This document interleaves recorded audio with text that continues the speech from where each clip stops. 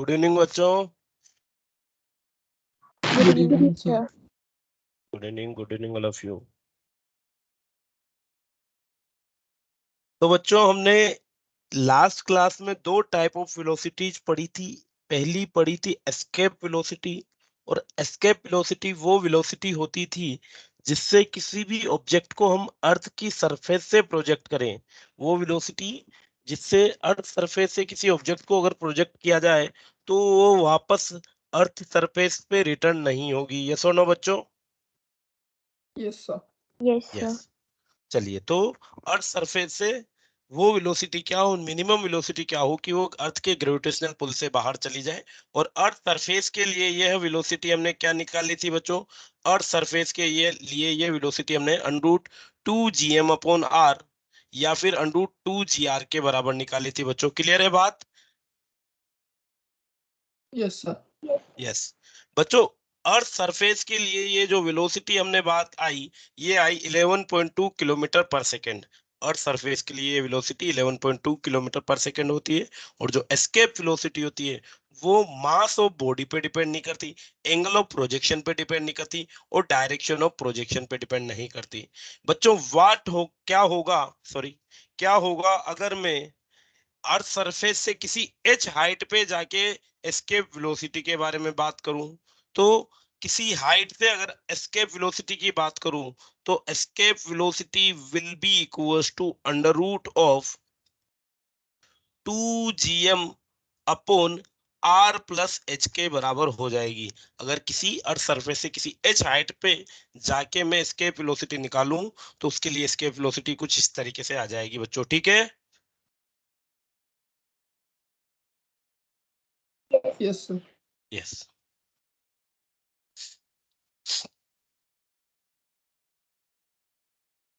चलिए, तो बेसिकली क्या हो जाएगा, एच अगर इंक्रीज हो जाएगा, सॉरी, अर्थ सरफेस के अगर हम ऊपर चले जाएंगे थोड़ा तो एस्केप वेलोसिटी रिड्यूज हो जाएगी। जैसे जैसे r+h या h की वैल्यू इंक्रीज होगी, ये डिनोमिनेटर इंक्रीज हो जाएगा और एस्केप वेलोसिटी क्या हो जाएगी बच्चों? डिक्रीज होती जाएगी। ओके, चलिए, yes sir. Next type of velocity हमने पढ़ी थी बच्चों ऑर्बिटल वेलोसिटी। और जो ऑर्बिटल वेलोसिटी होती है उसके लिए सिंपली हमने रिलेशन निकाला, orbital speed is equal to √gm/r। क्या आती है ये? √gm/r के बराबर आती है। r क्या है basically? r radius of orbit, वो ऑर्बिट की रेडियस जिसमें सैटेलाइट रिवॉल्व करता है। तो उसके लिए ऑर्बिटल वेलोसिटी हमने कैलकुलेट की √gm/r। बच्चों, अब हमने इस आधार पे दो टाइप के सैटेलाइट पढ़े। एक होता है हमारा जियो स्टेशनरी सैटेलाइट और एक होता है पोलर सैटेलाइट। जियो स्टेशनरी सैटेलाइट जो अर्थ का इक्वेटोरियल प्लेन है, जियो स्टेशनरी सैटेलाइट अर्थ के इक्वेटोरियल प्लेन में रिवॉल्व करते हैं और उनका टाइम पीरियड कितना होता है? 24 आवर्स का होता है। फिक्स होता है उनका टाइम पीरियड, 24 आवर्स का होता है। और उनकी रेडियस जो होती है, ऑर्बिटल रेडियस, वो लगभग लगभग 7 times of radius of earth होती है। जियो स्टेशनरी सैटेलाइट के लिए जो ऑर्बिटल रेडियस होती है वो लगभग 7 times of radius of earth होती है। या अर्थ अबव अर्थ सरफेस की बात करें, हाइट अबव अर्थ सरफेस, जियो स्टेशनरी सैटेलाइट के लिए 6RE के बराबर हो जाता है बच्चों। कोई दिक्कत नहीं है?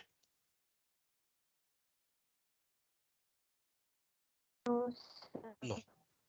चलिए, second type of satellite polar satellite होते हैं। पोलर सैटेलाइट पोल्स, नॉर्थ और साउथ पोल के अराउंड अर्थ को रिवॉल्व करते हैं।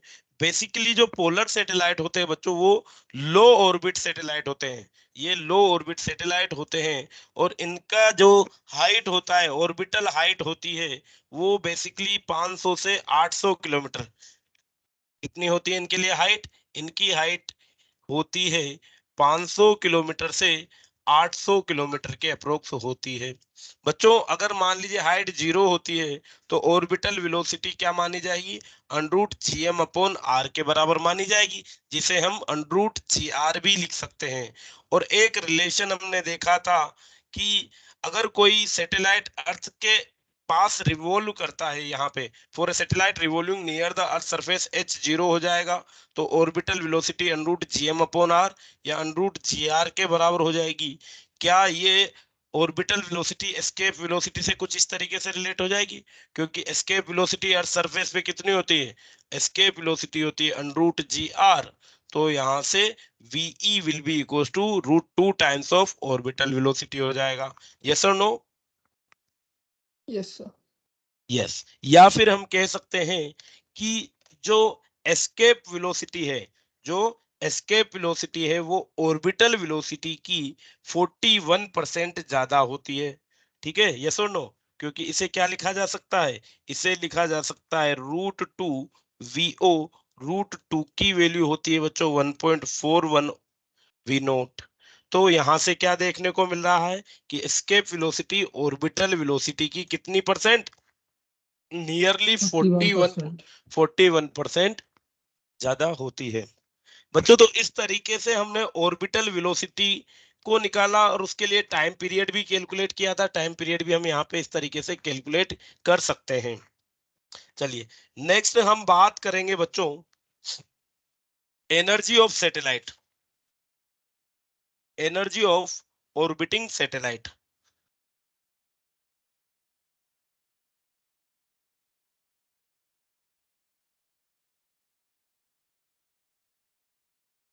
Energy of orbiting satellite.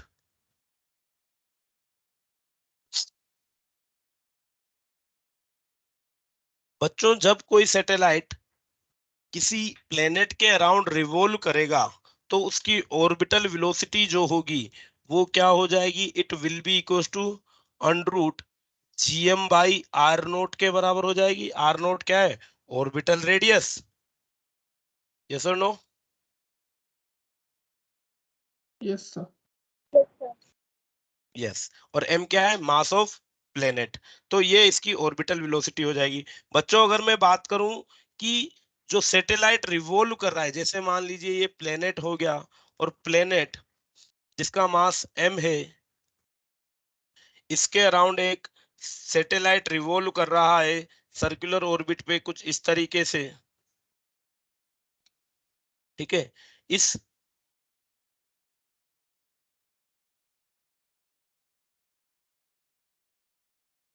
r0 orbital radius में एक सैटेलाइट जिसका मास स्मॉल m है ये रिवॉल्व कर रहा है, ये कैपिटल M है बच्चों। तो इसकी काइनेटिक एनर्जी क्या हो जाएगी बच्चों? क्या इसकी kinetic energy half m v0 का स्क्वायर के बराबर हो जाएगी? Yes, sir. यस। अगर मान लीजिए बच्चों प्लेनेट की रेडियस r है तो r0 orbital radius will be r+h के बराबर भी मानी जा सकती है। तो ऑर्बिटल वेलोसिटी को और क्या लिख सकते हैं हम? Orbital velocity will be equals to gm/r+h के बराबर हो जाएगी बच्चों। ठीक है, कोई दिक्कत नहीं है। चलिए, तो हम डेरिवेशन को दोनों तरीके से लेके चल सकते हैं। r0 की टर्म में अगर हम बात करें तो काइनेटिक एनर्जी क्या हो जाएगी बच्चों? Kinetic energy will be half m v0 का स्क्वायर, और v0 क्या है? v0 का स्क्वायर हो जाएगा gm/r0, और ये हो जाएगी g capital M small m upon 2r0 के बराबर। ये सुनो बच्चों, काइनेटिक एनर्जी gm m0/2r0 के बराबर हो जाएगी। ठीक है जी। Yes, sir. चलिए, पोटेंशियल एनर्जी की बात करें तो बच्चों दो मासेस है, एक कैपिटल एम एक स्मॉल एम, एक दूसरे से r डिस्टेंस से सेपरेटेड है। तो क्या है इनकी पोटेंशियल एनर्जी? -gm m0/r0 के बराबर हो जाएगी। चलिए, फर्दर टोटल एनर्जी की बात करें कि ये जो सिस्टम है सैटेलाइट और प्लेनेट का, इस सिस्टम की टोटल एनर्जी क्या होगी? तो क्या total energy sum of potential energy plus kinetic energy हो जाएगी। पोटेंशियल एनर्जी है -g m m0/r0, kinetic energy है हाफ gm m0/2r के बराबर। और जो टोटल एनर्जी हो जाएगी, the total energy will be equals to minus of gm m0/2r के बराबर हो जाएगी। यस और नो? Yes, sir. यस। तो potential energy, kinetic energy, total energy हमने निकाल ली। Kinetic energy G M M note upon 2 r nought, potential energy minus G M M note upon r nought. और अगर हम बात करें टोटल एनर्जी की, minus G M M note upon 2 r note, ये हमें मिल चुकी है बच्चों। बच्चों अगर यहाँ पे हम रिलेशन देखें इन तीनों के बीच में, टोटल एनर्जी, पोटेंशियल एनर्जी और काइनेटिक एनर्जी, तो क्या आपको दिख रहा है total energy is equals to minus times of kinetic energy? अगर काइनेटिक एनर्जी के अगर आगे में माइनस लगा दूं तो क्या यही टोटल एनर्जी है? Yes, sir. Yes. Yes, sir. And will be equals to half of the potential energy. देखो टोटल एनर्जी को, अगर पोटेंशियल एनर्जी को मैं हाफ कर दूं तो ये टोटल एनर्जी की फॉर्म में मिल जाएगी। तो total energy is equals to minus times of kinetic energy and half of the potential energy. ये तीनों एनर्जी एक दूसरे से कुछ इस तरीके से रिलेटेड रहने वाली है बच्चों। Okay, Yes, Yes, sir. sir. Very good. मान लीजिए एक छोटा सा एग्जांपल लिखिए। If kinetic energy of A, if kinetic energy of a satellite is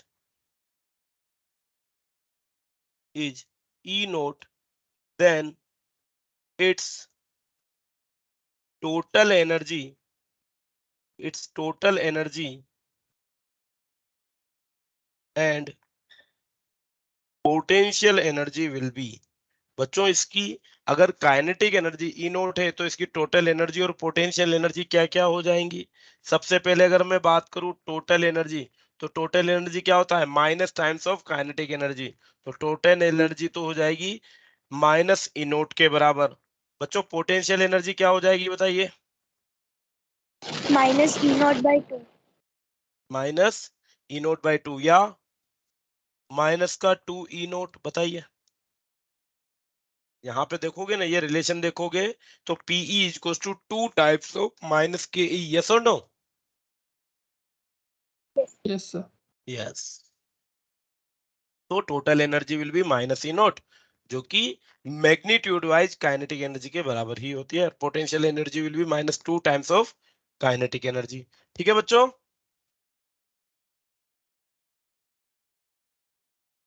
चलिए एक टर्म इसी के अंदर आती है, बाइंडिंग एनर्जी। क्या चीज? Binding energy.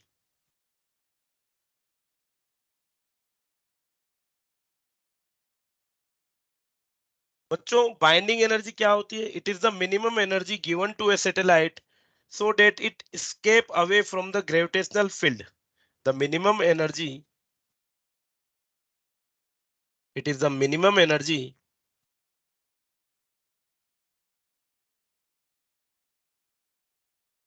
given to a satellite, minimum energy given to a satellite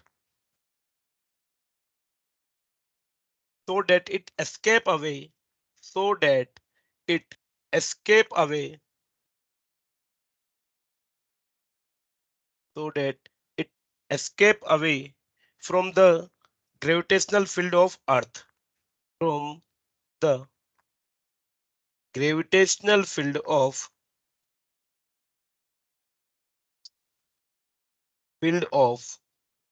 earth। ठीक है बच्चों, तो अगर हमें किसी प्लेनेट सैटेलाइट को अर्थ के ग्रेविटेशनल फील्ड से एस्केप कराना है तो कितनी मिनिमम एनर्जी देनी पड़ेगी? बाइंडिंग एनर्जी के बराबर देनी पड़ेगी। और बच्चों जो ये बाइंडिंग एनर्जी होती है, ये जो बाइंडिंग एनर्जी होती है, ये किसके बराबर होती है? It is equals to minus times the total energy of satellite. Satellite की टोटल एनर्जी के माइनस टाइम होती है। बेसिकली अगर हम बात करें बच्चों, तो किसी भी सैटेलाइट की जो टोटल एनर्जी होती है, क्या वो नेगेटिव होती है? Yes, Yes, sir. sir. Yes. देखो यहाँ पे हमने निकाला total energy minus G M M naught upon 2 r के बराबर है। जो टोटल एनर्जी है वो नेगेटिव है। अगर मान लीजिए मैं मैग्नीट्यूड वाइज इतनी ही एनर्जी दे दूं, magnitude wise G M M naught upon 2 r के बराबर एनर्जी दे दूं, तो टोटल एनर्जी क्या हो जाएगी? 0 हो जाएगी बच्चों। Yes, sir.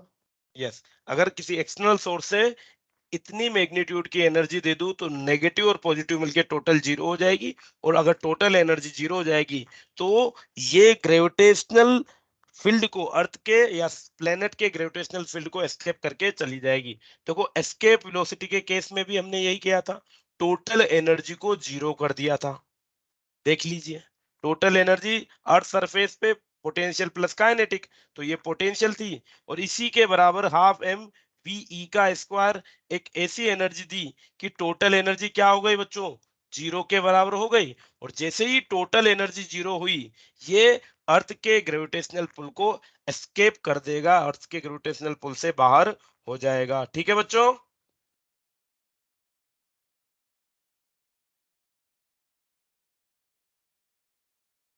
Yes, sir. Yes, तो binding energy is equal to minus times of the total energy होता है।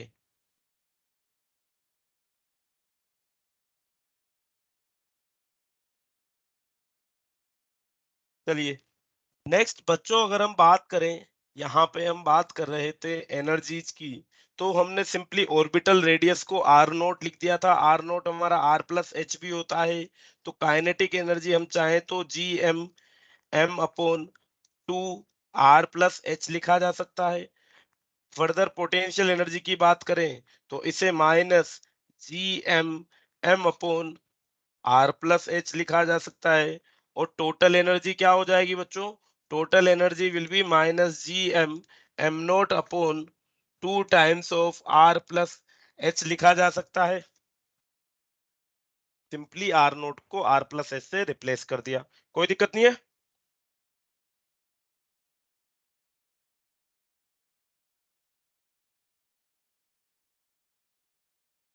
Yes, sir. यस, चलिए क्वेश्चन करते हैं फिर। The ratio of escape speed,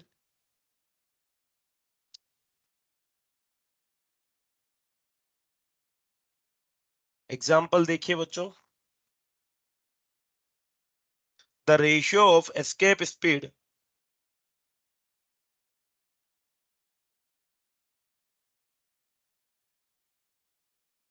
the ratio Sir, of, please show the last definition. या बेटा,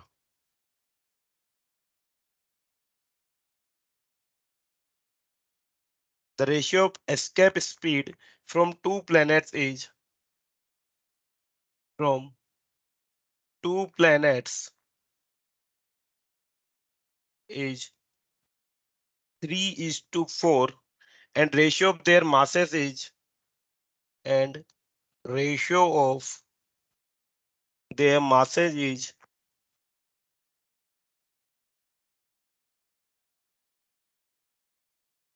9:16. What is the ratio of their radii? What is the ratio of their radii? Radius का ratio हमें निकालना है। बच्चों अगर मैं आपसे कहूं एस्केप वेलोसिटी किस तरीके से दी जाती है, तो V escape is given as, बताइए। Root 2 GR. Root 2 GM by R के बराबर दी जाती है। बच्चों अब अगर हम बात करें 2G कांस्टेंट है, that means VE is directly proportional to under root M upon R, yes और नो?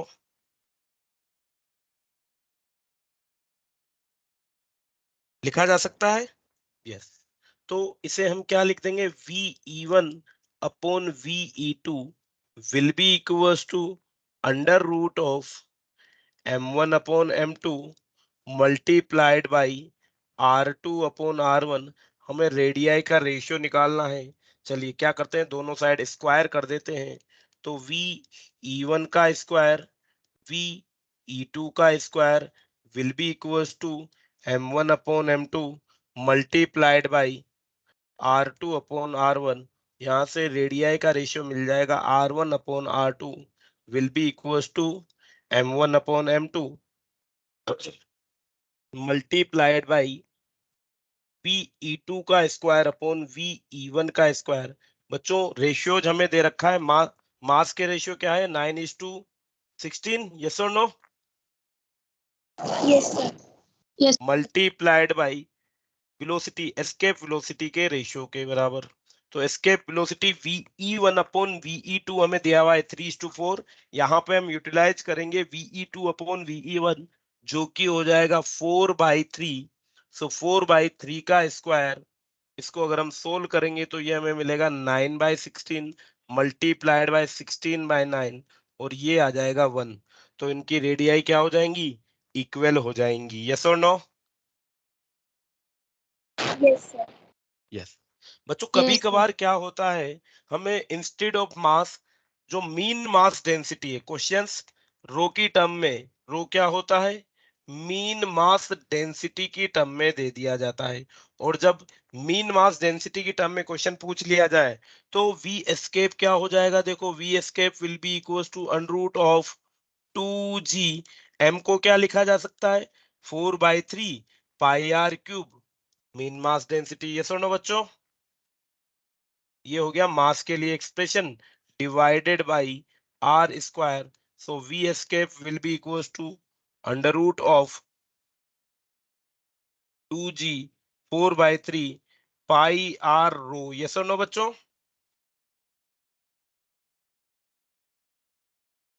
जिसे हम लिख सकते हैं 8/3 सर ये g। R होना चाहिए ना, क्या चीज बेटा,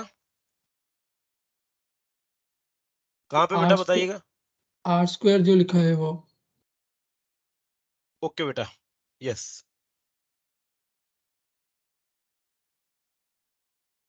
ठीक है, यस सर। यस। तो अगर हमें इंस्टीड ऑफ मास का रेशियो के बजाय डेंसिटी का रेशियो दिया जाता है तो हम ये वाली इक्वेशन यूज करके एस्केप वेलोसिटी का रेशियो ऑब्टेन कर सकते हैं, ठीक है जी। चलिए बच्चों, इस चैप्टर में अब हमारे लेवल 2 से रिलेटेड कुछ क्वेश्चंस हैं या कुछ टॉपिक्स हैं, वो हम देख लेते हैं।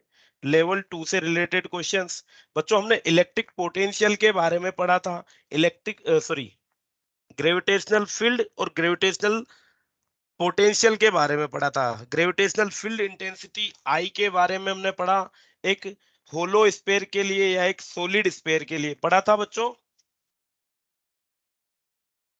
Gravitational field due to a hollow sphere और due to a solid sphere, बच्चों दोनों पढ़े थे नहीं पढ़े थे, याद है नहीं याद है कुछ, यस। तो ये तो पोटेंशियल वाली बात रही और ये ग्रेविटेशनल फील्ड वाली बात रही यहाँ पे, ठीक है बच्चों। इनके अलावा हम एक और चीज, जनरली क्वेश्चंस बन जाते हैं, डेरिवेशन नहीं, हम क्वेश्चंस की बात करेंगे तो हमारे लिए gravitational field and gravitational potential due to a ring, मान लीजिए एक m मास की रिंग है, एक m मास और r रेडियस की रिंग है, यूनिफॉर्म रिंग। तो यूनिफॉर्म रिंग का केस कर लेते हैं हम, किसके लिए, ग्रेविटेशनल फील्ड,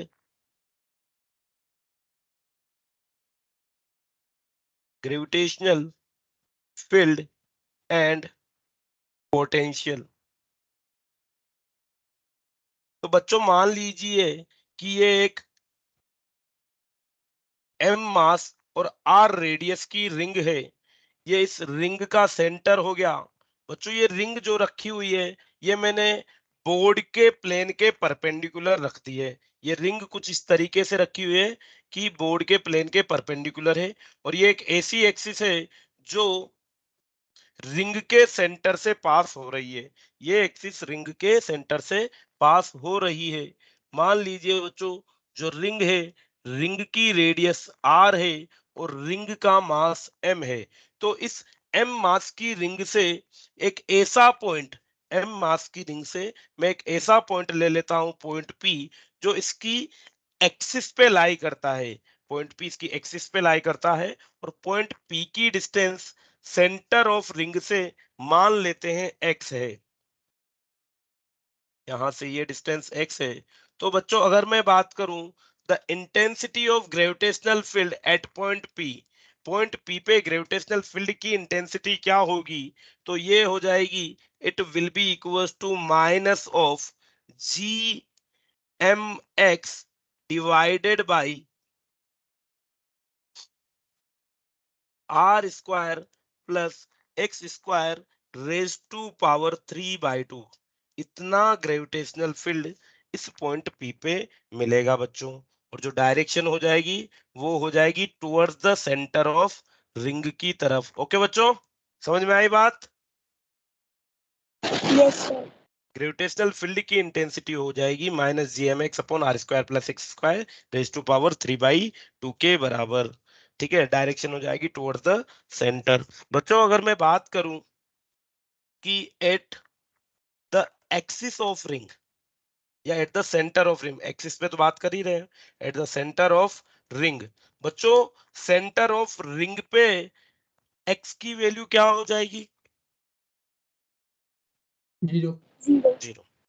एक्स की वैल्यू 0 हो जाएगी। और सेंटर ऑफ रिंग पे अगर एक्स की वैल्यू 0 हो जाएगी तो ग्रेविटेशनल फील्ड इंटेंसिटी क्या हो जाएगी? क्या ये 0 हो जाएगी बच्चों? Yes, sir. Yes, yes, sir. Centre of ring पे ग्रेविटेशनल फील्ड इंटेंसिटी भी 0 हो जाएगी। चलिए, तो ये बात कर ली हमने ग्रेविटेशनल फील्ड के लिए।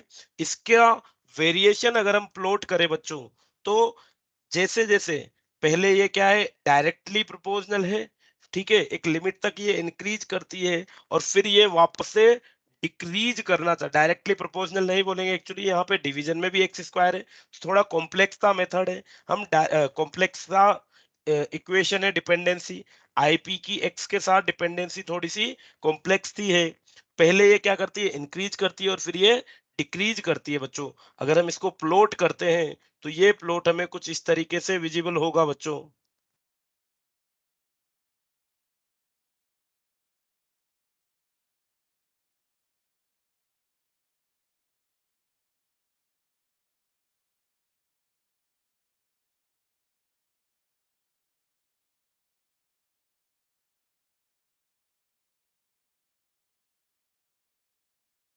चलिए, सेंटर पे क्या वैल्यू है?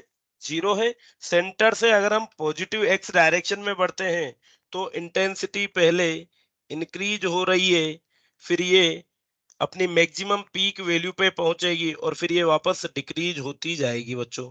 ठीक है, और ये जो अपनी मैक्सिमम वैल्यू ले लेगी, इंटेंसिटी की मैक्सिमम वैल्यू होगी at X equals to R upon √2 के बराबर। कहां पे मिलेगी बच्चों इंटेंसिटी की मैक्सिमम वैल्यू? आर अपॉन √2 पे मिलेगी। फर्दर अगर हम नेगेटिव डायरेक्शन में बढ़ते हैं तो नेगेटिव डायरेक्शन में भी जैसे जैसे एक्स की वैल्यू बढ़ेगी इंटेंसिटी का मैग्नीट्यूड बढ़ेगा और फिर ये रेगुलरली डिक्रीज होगी। तो यहाँ पे भी एक्स इक्वल्स टू -r/√2 पे इंटेंसिटी मैक्सिमम आएगी। ओके बच्चों, तो ये एक ग्राफ हो जाएगा इंटेंसिटी और एक्स के बीच में, किसके लिए? एक यूनिफॉर्म रिंग के लिए। ठीक है बच्चों? Yes, sir. Yes, sir. Yes. चलिए, नेक्स्ट हम बात करते हैं पोटेंशियल के लिए बच्चों।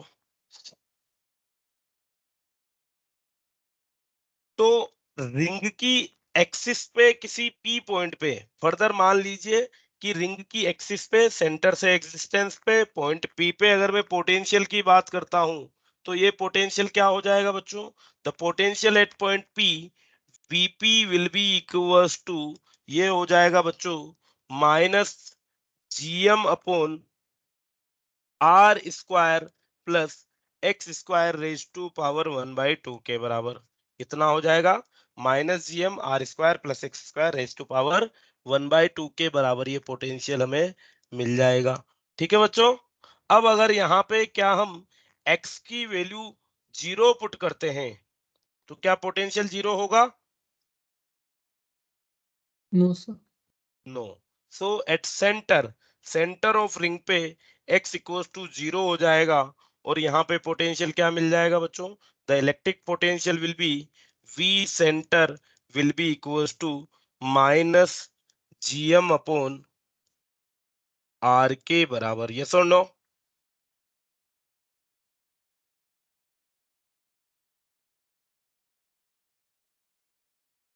ये हो जाएगा centre at the potential at the centre of ring. ठीक है बच्चों, अब मान लीजिए यहाँ पे कुछ डाउट था बेटा? नो। चलिए, अब अगर हम बात करें कि मान लीजिए किसी पार्टिकल को मैं यहां से रिलीज करता हूं, पार्टिकल को यहां से जस्ट रिलीज करता हूं, तो उस इंस्टेंट पे यहाँ पे ग्रेविटेशनल फील्ड इंटेंसिटी है इस डायरेक्शन में टुवर्ड्स द सेंटर। तो पार्टिकल क्या करेगा, पार्टिकल पे ग्रेविटेशनल फोर्स लगेगा टुवर्ड्स द सेंटर और ये सेंटर की तरफ मूव करेगा। ठीक है, और जैसे जैसे ये सेंटर की तरफ मूव करेगा इसकी स्पीड बढ़ती जाएगी। तो बच्चों इसके भी क्वेश्चंस हमें देखने को मिलते हैं। अभी आगे चल के हमारे ऐसे क्वेश्चंस आएंगे, हम उनको सोल्व करेंगे। तो ये आता है हमारा एक यूनिफॉर्म रिंग के लिए केस, जहां पे एक्सियल पॉइंट पे किसी एक्सिस पे कोई पॉइंट लिया जाता है, तो उसपे ग्रेविटेशनल फील्ड की इंटेंसिटी क्या होगी, पोटेंशियल क्या होगा, और इन्हीं फॉर्मूले को यूज करते हुए सेंटर पे, रिंग के सेंटर पे इंटेंसिटी 0 हो जाएगी और पोटेंशियल कांस्टेंट gm/r के बराबर हमें मिल जाएगा बच्चों। ओके,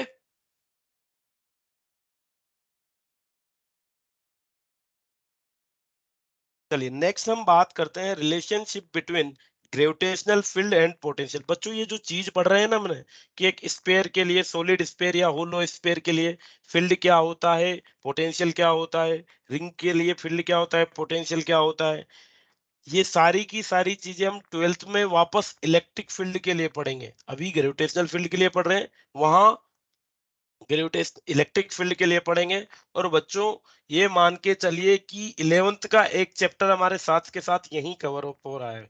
11th का, सॉरी 12th का पहला और दूसरा चैप्टर साथ के साथ यहीं कवर अप हो रहा है। तो अगर ये कंसेप्ट आपने यहाँ से सीख लिए तो वहां आसानी से कवर अप हो जाएंगे, कैचअप हो जाएंगे। चलिए नेक्स्ट टॉपिक है हमारा relationship between gravitational field and potential. Relationship between gravitational field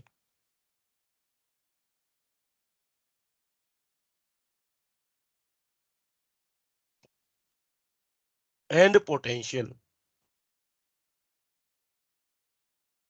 बच्चों मान लीजिए ये एक यूनिफॉर्म ग्रेविटेशनल फील्ड है जिसकी इंटेंसिटी है आई।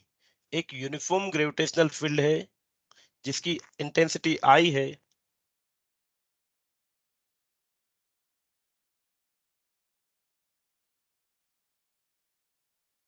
और इस आई इंटेंसिटी के ग्रेविटेशनल फील्ड में मान लीजिए अगर कोई एम मास, अगर इस आई इंटेंसिटी के ग्रेविटेशनल फील्ड में एम मास को रखा जाए, तो क्या ये एम मास एक ग्रेविटेशनल फोर्स एक्सपीरियंस करेगा बच्चों?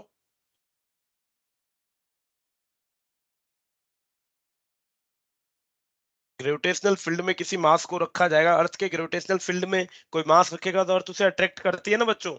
अर्थ किस वजह से अट्रैक्ट करती है कि Yes, अर्थ का sir. ग्रेविटेशनल फील्ड उसे एक फोर्स लगाता है। तो इस एम मास पे भी एक फोर्स लगेगा, और वो फोर्स जो एक्ट करेगा बच्चों, वो किस डायरेक्शन में करेगा, जिस डायरेक्शन में ग्रेविटेशनल फील्ड इंटेंसिटी है। तो यहां से हम क्या लिख सकते हैं, the force on this mass M will be equals to M I. बच्चों हमने ग्रेविटेशनल फील्ड इंटेंसिटी क्या पढ़ी थी, फोर्स पर यूनिट मास ही तो पढ़ा था, I is equal to F by M पढ़ा था। तो अब वापस को उल्टा करके तो लिख रहे हैं F equal to M I, yes और नो। तो Yes, इस sir. ग्रेविटेशनल फील्ड में एक एम मास पे एम आई के बराबर फोर्स लगता है। अब मान लीजिए बच्चों कि मैं इसको, इस फोर्स को, या ये फोर्स, ये ग्रेविटेशनल फोर्स इस मास m को बहुत स्मॉल डिस्प्लेसमेंट डेल्टा r से डिस्प्लेस कराता है, तो वर्क डन क्या हो जाएगा, the work done by gravitational force, work done bye, work done by gravitational force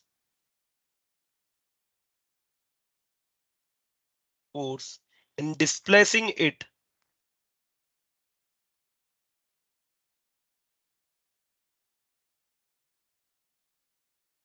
through a distance, through a small distance delta R. अगर मैं इसे स्मॉल डिस्टेंस डेल्टा आर से डिस्प्लेस करता हूं तो कितना वर्क डन करना पड़ेगा, डेल्टा डब्ल्यू कितना होता है work done, force into displacement होता है बच्चों। So it will be equal to F dot D R हो जाएगा, हाँ या ना? Yes, sir. Yes, sir. Yes. और एफ की वैल्यू क्या है यहाँ पे, एफ की वैल्यू है एम आई के बराबर। तो the work done by gravitational force will be M I dot D R. ये वर्क डन हो जाएगा बच्चों। ये वर्क किसने किया है, ग्रेविटेशनल फोर्स ने किया है। अगर ग्रेविटेशनल फोर्स वर्क करेगा तो potential energy of system increase होगी या डिक्रीज होगी?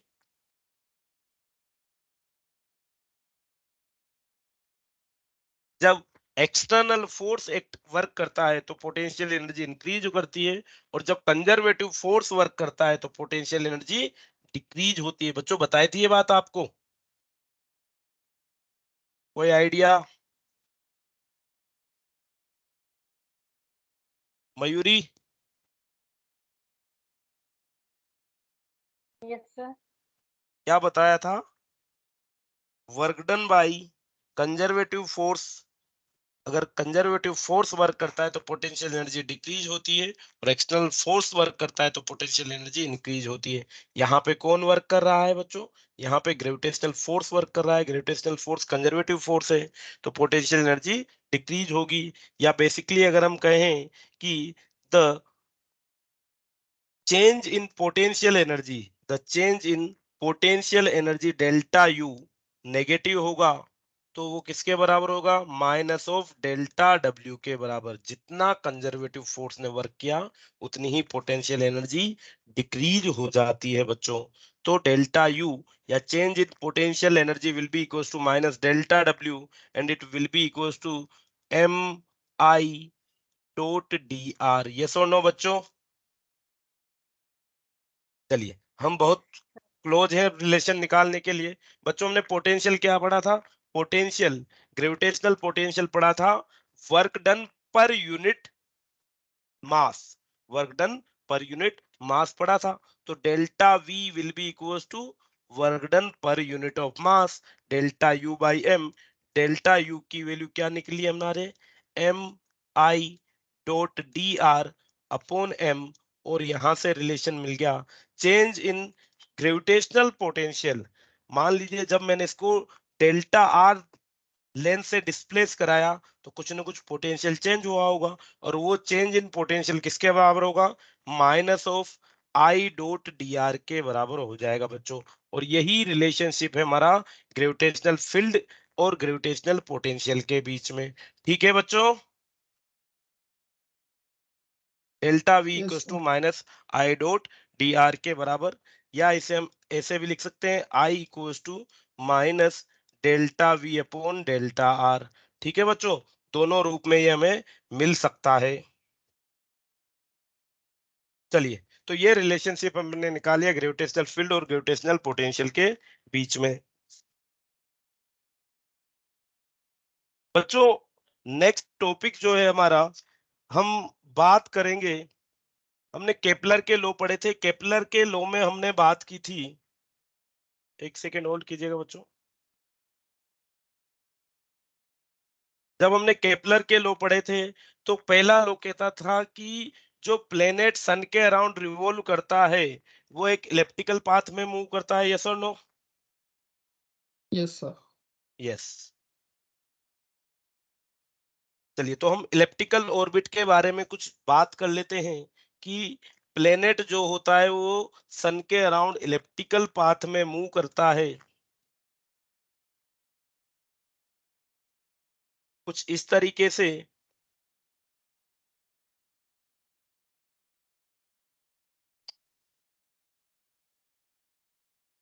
और ये इलेप्टिकल पाथ है। इस इलेप्टिकल पाथ की बच्चों एक सेमी मेजर एक्सिस होती है, एक सेमी माइनर एक्सिस होती है। ये सेमी मेजर एक्सिस, फिलहाल मैं इसे मेजर एक्सिस बोलता हूं, और ये हो जाएगी मेरी माइनर एक्सिस। की थी बच्चों ये बात? ये सेंटर Yes, हो sir. गया। ये ए जो है ये है सेमी मेजर एक्सिस, बी जो है वो सेमी माइनर एक्सिस है, ए है हमारे पास सेमी मेजर एक्सिस, बी जो है वो है सेमी माइनर एक्सिस। फर्दर बच्चों अगर मैं बात करूं कि सन जो होता है वो वन ऑफ द फोकस पे होता है, तो किसी भी इलिप्स के लिए दो फोकस होते हैं, एक F1 और एक F2। ठीक है बच्चों, मान लीजिए सन इस वाले फोकस पे है, यहाँ पे हमारा सन अवेलेबल है। ठीक है बच्चों, चलिए तो जो ये जो फोकस होते हैं वो सेंटर से किस डिस्टेंस पे होंगे? सेंटर जो फोकस है F1 और F2 वो सेंटर से किस डिस्टेंस पे होंगे? बच्चों ये सेंटर से बेसिकली मान लीजिए सेंटर 0,0 पे है। सेंटर हमारा कहाँ पे है? 0,0 पे है। तो ये हो जाएगा हमारा किस डिस्टेंस पे? माइनस ऑफ AE डिस्टेंस पे। तो इसके लिए कोऑर्डिनेट्स हो जाएंगे माइनस AE 0, और दूसरे F2 के लिए जो कोऑर्डिनेट्स होंगे बच्चों हमारे वो हो जाएंगे AE, 0 के बराबर। अब बच्चों ए तो हमें पता है कि ए सेमी मेजर एक्सिस होती है, ई क्या होता है? ई होता है इसेंट्रिसिटी। ई क्या हो जाएगा बच्चों? इसेंट्रिसिटी। कोई भी जो इलिप्स होता है, इलिप्स के लिए जो इसेंट्रिसिटी की वैल्यू होती है वो बेसिकली 0 से 1 के बीच में होती है। इलिप्स के लिए इसेंट्रिसिटी की वैल्यू 0 से 1 के बीच में होती है। और अगर E इक्वल्स टू 0 हो जाए तो ये क्या बन जाएगा? एक सर्कल बन जाएगा। और इसीलिए हम कहते हैं circle is an special case of ellipse. Yes और नो बच्चों? Yes, sir. यस। चलिए, अब हमने बात की थी, पहला लो तो कहता था कि सन प्लेनेट अर्थ के अराउंड, प्लेनेट या कोई भी प्लेनेट जो होता है वो सन के अराउंड इलिप्टिकल पाथ पे रिवॉल्व करता है और सन फोकस पे होता है। पहला लो ये कह देता था। दूसरे लो ने क्या कहा? दूसरे लो ने कहा कि एरियल वेलोसिटी कांस्टेंट होती है। उसके अलावा हमें यहाँ पे ये भी देखने को मिला, ये भी हमने देखा था बच्चों, जो लीनियर एंगुलर मोमेंटम है एल, वो यूनिफॉर्म होता है, वो कांस्टेंट होता है। यस और नो बच्चों? Yes, sir. कंजर्ड होता है, एंगुलर मोमेंटम कंजर्ड होता है, एल इज कंजर्ड। और इसके लिए हमने लिखा था, मान लीजिए एक पोजीशन ये है और एक पोजीशन ये है। इस पोजीशन के लिए सन से डिस्टेंस R1 है, इस पोजीशन से सन के लिए डिस्टेंस R2 है। यहाँ पे वेलोसिटी मान लेते हैं v2 है, यहाँ पे वेलोसिटी v1 है। तो बच्चों एंगुलर मोमेंटम क्या होता था? Angular momentum will be mvr। So m v1 r1 is equal to m2 v2 r2। Yes और नो बच्चों? Yes, sir. यस। अगर मैं बात करूं वेलोसिटी की, तो वेलोसिटी जब प्लेनेट सन के नियरेस्ट होता है तो वेलोसिटी मैक्सिमम हो सकती है, होती है। So v1 is equal to v max and v2 is equal to v minimum। जब प्लेनेट सन से दूर होता है, फारथेस्ट होता है, तो वेलोसिटी मिनिमम होती है, और जब क्लोजेस्ट होता है तो मैक्सिमम होती है। बच्चों अगर मैं बात करूं ई की, तो ई जो होता है बेसिकली ए और बी की वैल्यू पे डिपेंड करता है। और ई किसके बराबर हो जाएगा? ई होता है under root of 1 minus B square upon A square के बराबर। इसेंट्रिसिटी जो होती है वो होती है 1 minus under root of 1 minus B square upon A square के बराबर इसेंट्रिसिटी किसी भी इलिप्स के लिए हमारी होती है बच्चों। चलिए, अब अगर हम बात करें कि एंगुलर मोमेंटम कंजर्व है, total mechanical energy of system भी कंजर्व रहेगी बच्चों, क्योंकि ये सन और प्लेनेट का एक सिस्टम बन गया और इस प्लेनेट पे कोई एक्सटर्नल फोर्स एक्ट नहीं कर रहा, तो क्या total mechanical energy of system conserve रहेगी बच्चों? Yes, sir. यस। तो बेसिकली अगर हमारे पास बात करें तो एक इक्वेशन आ जाती है v1 r1 is equal to v2 r2। ठीक है, कंजर्वेशन ऑफ एंगुलर मोमेंटम से एक इक्वेशन बन जाती है। और एक इक्वेशन अगर हम बनाए एनर्जी कंजर्वेशन से, फ्रॉम एनर्जी कंजर्वेशन, तो बच्चों एनर्जी कंजर्व करा देते हैं दोनों पॉइंट पे, फारथेस्ट पॉइंट पे और सबसे पास वाले पॉइंट पे। तो यहाँ पे वेलोसिटी v1 है, तो काइनेटिक एनर्जी इस पॉइंट पे क्या कहेंगे, इस पॉइंट को बच्चों फारथेस्ट पॉइंट क्या होता है, एपोजी या पेरेजी, पेरीहेलियन। ये P होता है और ये A होता है, चेक कर लेना बेटा एक बार, बताइए क्या होता है ये।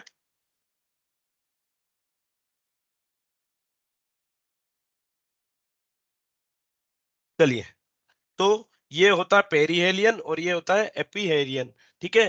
तो पॉइंट पी पे और पॉइंट ए बोल देता हूं। पॉइंट पी पे अगर मैं काइनेटिक एनर्जी बोलूं तो क्या ये हाफ एम v1 स्क्वायर के बराबर हो जाएगा बच्चों, प्लस पॉइंट पी पे ही अगर मैं पोटेंशियल एनर्जी की बात करूं तो क्या ये minus G M M upon r1 के बराबर हो जाएगा। ये डिस्टेंस r1 होगी, सन का मास m, प्लेनेट का मास स्मॉल m। ये हो जाएगी बच्चों पॉइंट पी पे टोटल एनर्जी, यस और नो बच्चों, आ रही है बात समझ में। Yes, sir. Yes, point P पे यस सर। टोटल एनर्जी हमने निकाली है। Total energy sum of kinetic energy plus potential energy होती है, वो हमें निकालनी आती है, कर दिया। प्लस या इक्वल्स टू पॉइंट ए के लिए अगर हम बात करें तो हाफ एम v2 का स्क्वायर, हाफ एम v2 का स्क्वायर माइनस यहाँ पे potential energy G M M upon r2 के बराबर हो जाएगी बच्चों, ठीक है, कोई दिक्कत नहीं है। चलिए, अब अगर हम बात करें R1 और R2, R1 R2 किस तरीके से रिलेटेड है बच्चों, R1 R2 रिलेटेड है। देखो एक इक्वेशन बन गई हमारे पास, ये एक बनाई conservation of momentum, conservation of linear angular momentum से, एक इक्वेशन बनाई कंजर्वेशन ऑफ एंगुलर मोमेंटम से। और अगर हम R1 और R2 को देखें तो R1 plus R2 is equal to 2a के बराबर होते हैं बच्चों। R1 plus R2 equal to a के बराबर हो जाएगा। ये थर्ड इक्वेशन हमने बना दी। तो इन तीनों इक्वेशन को अगर हम इक्वेट करते हैं तो बच्चों हमें V1 और V2 की वैल्यू मिल जाएगी इन टर्म्स ऑफ E। V1 और V2 की वैल्यू में इन टर्म्स ऑफ E मिल जाएगी। तो V1 क्या है, मैक्सिमम वेलोसिटी। तो मैक्सिमम वेलोसिटी ऑफ प्लेनेट क्या हो जाएगी बच्चों, the maximum velocity of planet will be equals to under root of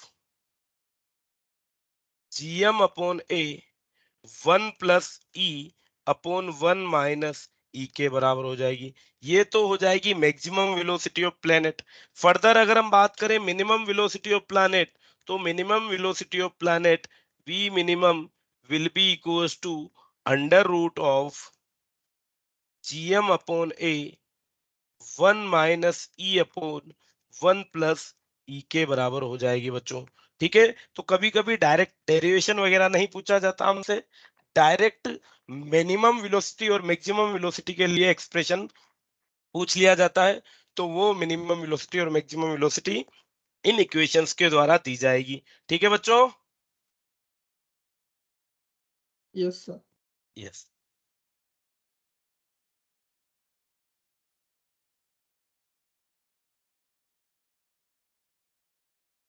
चलिए लास्ट टॉपिक है बच्चों यहाँ पे हमारे पास,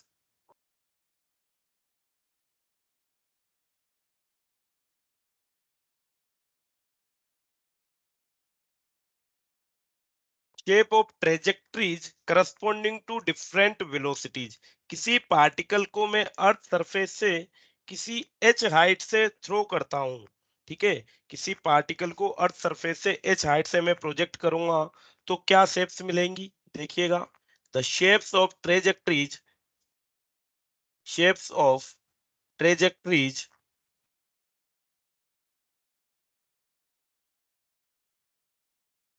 corresponding to,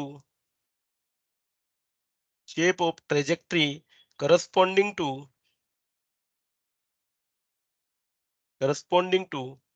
different velocities।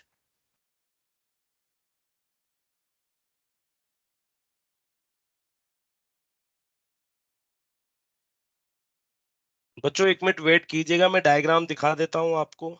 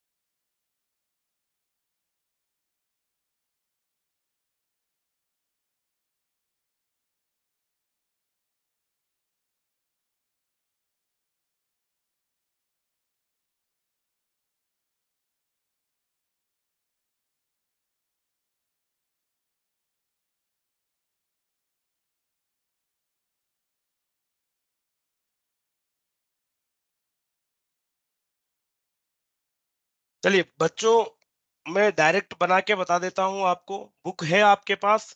Book है तो बुक से रेफर कर सकते हैं। मान लीजिए ये हमारी अर्थ है, ये हमारी अर्थ है, और अर्थ से किसी एच हाइट से, अर्थ सरफेस से किसी एच हाइट से, मान लीजिए ये अर्थ है आर रेडियस की, और आर रेडियस की अर्थ से एच हाइट से मैंने एक पार्टिकल को प्रोजेक्ट किया है। अर्थ सरफेस से एच हाइट से यहां से एक पार्टिकल को मैंने प्रोजेक्ट कर दिया है।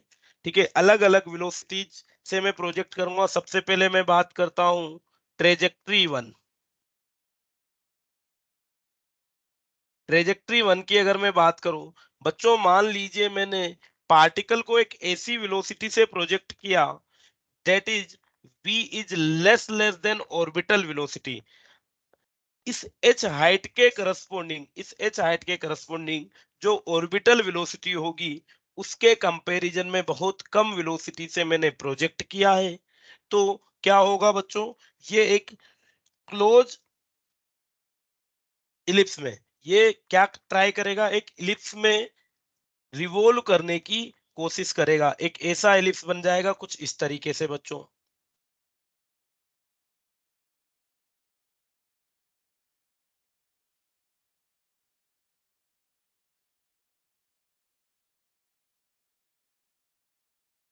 तो पार्टिकल एक इलेप्टिकल पाथ पे मूव करेगा, बट क्या है, earth is not a point mass. Earth हमारा क्या है, पॉइंट मास नहीं है।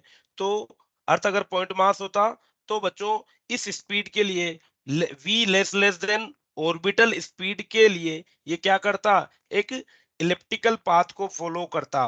बट सिंस मास हमारा क्या है, जो अर्थ हमारी है वो एक पॉइंट मास नहीं है। पॉइंट मास नहीं है तो क्या करेगा, ये यहाँ आके टकरा जाएगा, हाँ या ना? Yes, sir. Yes, sir. Yes, ठीक है। पॉइंट मास हमारा यहाँ के टकरा जाएगा। बच्चों जो वी नोट की मैं बात कर रहा हूँ, एच हाइट के करस्पॉन्डिंग वी नोट क्या हो जाएगा, एच हाइट के करस्पॉन्डिंग वी नोट हो जाएगा GM upon R plus h. और इसी के रिगार्डिंग में बात कर रहा हूँ। तो जब मैं पार्टिकल को एक ऐसी स्पीड जो वी नोट से बहुत कम है वहां पे प्रोजेक्ट करूंगा, तो ये ट्राई करेगा एक इलिप्टिकल पाथ के लिए। बट अर्थ क्या है, एक बड़ा स्फीयर है इसके लिए, तो ये यहाँ पे अर्थ पे हिट कर जाएगा। और जो इसकी ट्रेजेक्टरी रहेगी वो कौन सी रहेगी बच्चों, वो ट्रेजेक्टरी इसकी एक पैराबोला रहेगी। और ये बेसिकली प्रोजेक्टाइल मोशन वाला पार्ट हो जाएगा। ठीक है बच्चों, हमने प्रोजेक्टाइल मोशन में पढ़ा था कि किसी पार्टिकल को एच हाइट से अगर मैं प्रोजेक्ट करता हूं तो वो एक पैराबोलिक पाथ फॉलो करता है। यस और नो बच्चों? Yes, sir. यस। चलिए सेकंड अगर बात करते हैं, सेकंड ट्रेजेक्टरी,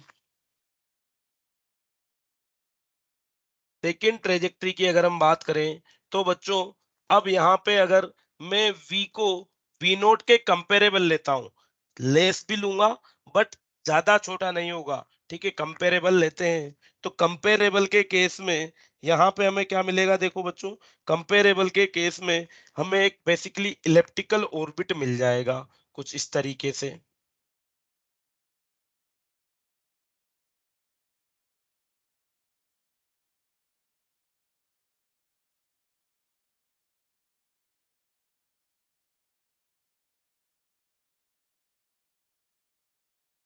बच्चों आप चाहे तो डायग्राम अपनी बुक से भी रेफर कर सकते हैं।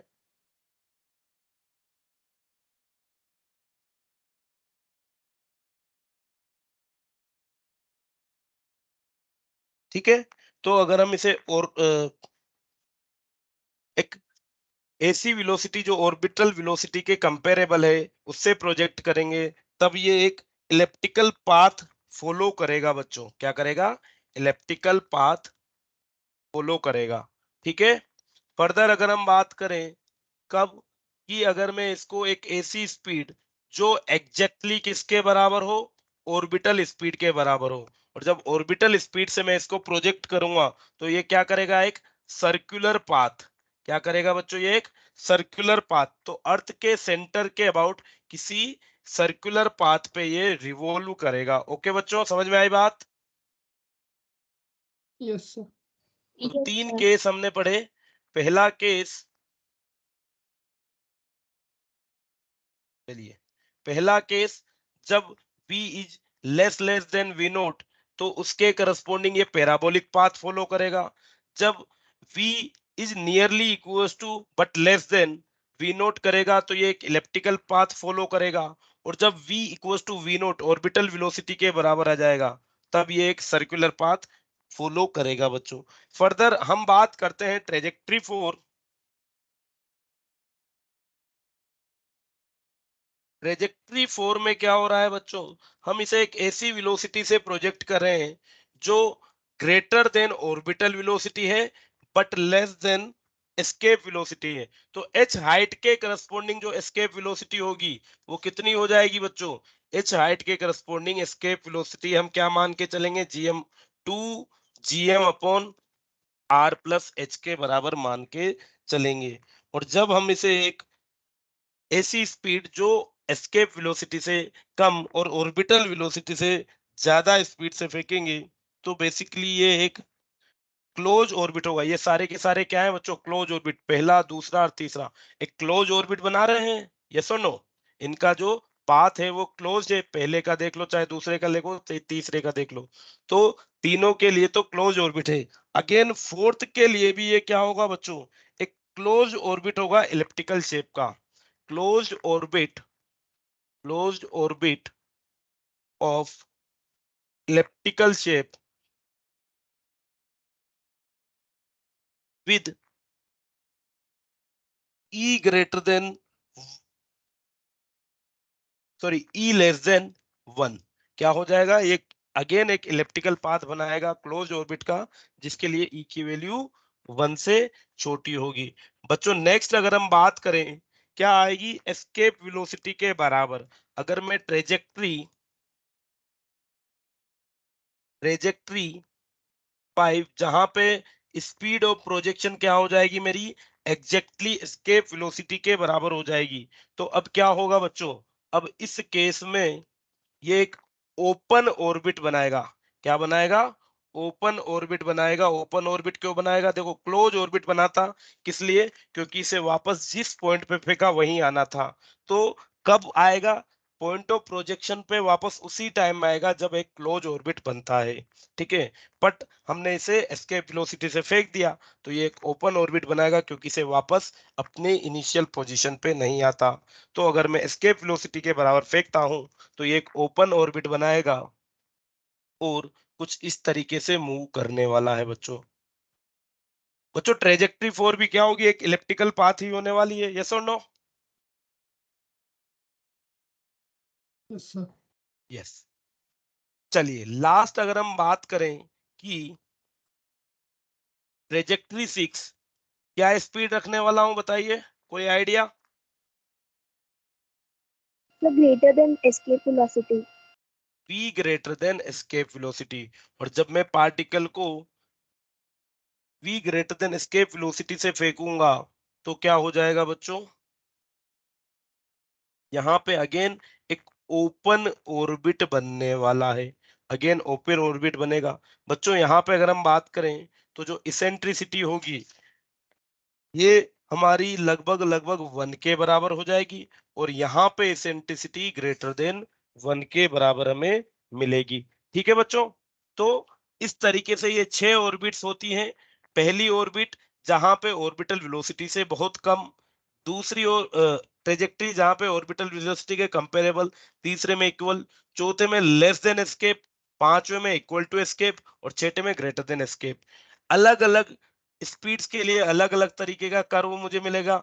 शुरू के 4 के लिए क्लोज्ड कर्व मिलेगा, लास्ट के 2 के लिए ओपन कर्व मिलेगा। ई की वैल्यू के लिए बात करें तो सर्कुलर पाथ के लिए ई की वैल्यू 0 हो जाएगी। ऑर्बिटल स्पीड से फेंकेंगे तो एक सर्कुलर पाथ फॉलो होगा और ई की वैल्यू 0 हो जाएगी। अगर लेस देन एस्केप से फेंकेंगे तो एक इलिप्टिकल पाथ ही होगा जिसकी इसेंट्रिसिटी लेस देन 1 होगी।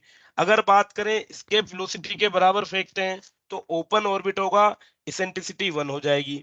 और अगर ग्रेटर देन एस्केप से फेंकते हैं तो ओपन ऑर्बिट और escape velocity eccentricity greater than 1 हो जाएगी। चलिए अगर एनर्जी की बात करें तो 6 केस में बच्चों यहाँ पे पार्टिकल पहले दूसरे तीसरे और चौथे में, अगर हम बात करें चारों ट्रेजेक्ट्री में पार्टिकल वापस अपनी पोजीशन पे आ जाता है, हाँ या ना? Yes sir. यस, पार्टिकल चारों केसेस में अपनी इनिशियल पोजीशन पे आ जाता है। इसका मतलब जो इनकी टोटल एनर्जी है, चाहे पहले केस में बात करूं तो भी नेगेटिव हो जाएगी, दूसरे केस में बात करूं तो भी टोटल एनर्जी नेगेटिव हो जाएगी। टोटल एनर्जी बोलो चाहे मैकेनिकल एनर्जी, तीसरे केस में टोटल एनर्जी नेगेटिव हो जाएगी और चौथे केस में भी टोटल एनर्जी नेगेटिव हो जाएगी। बच्चों पांचवे केस में मैं इसे एस्केप वेलोसिटी से फेंक रहा हूं तो टोटल एनर्जी क्या हो जाएगी बताइए? 0। 0। और छठे केस में जहां पे मैं एक ऐसी स्पीड जो ग्रेटर देन एस्केप स्पीड है, टोटल एनर्जी क्या हो जाएगी बच्चों? पॉजिटिव हो जाएगी। ठीक है, तो ये हर ट्रेजेक्टरी के लिए हमने स्पीड को देखा, उसके पाथ को देखा, ट्रेजेक्टरी को देखा और उसकी एनर्जी को भी चेक किया। बच्चों समझ में आई बात? Yes sir. Yes. तो this is all about the chapter gravitation. बच्चों इसके क्वेश्चन सोल्व कीजिए, लगभग सभी टाइप के कंसेप्ट हमने कवर अप किए हैं। इनसे रिलेटेड क्वेश्चंस आप गो थ्रू कीजिए और चीजों को पक्का कीजिए। नेक्स्ट टर्न पे हम हमारा नया चैप्टर स्टार्ट करेंगे बच्चों, ठीक है? Okay sir. Yes, sir. चलिए, thank you everyone. Thank Thank you you, sir. sir. Thank you, sir. Thank you, sir. Thank you. sir.